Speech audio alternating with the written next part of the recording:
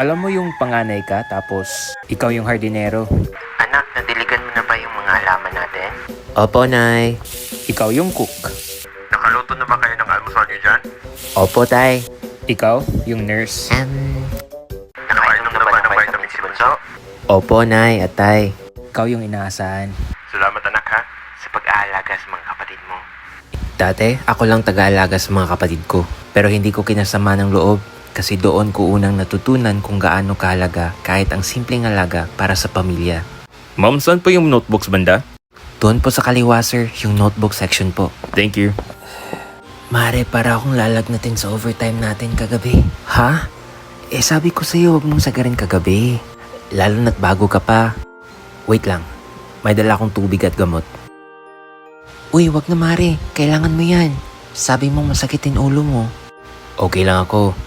Basta inumin mo yan para mabawasan na nararamdaman mo. Salamat Mare. Yup, ako yun. Certified ate ng bayan. Simpleng bagay lang naman yung ginawa ko. Pero alam kong malaking tulong yan sa kanya.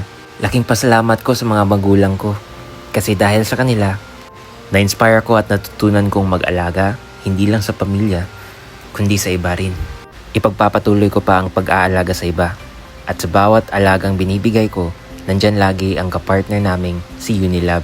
Ito, ang alagang Unilab story ni Sonel ng Quezon.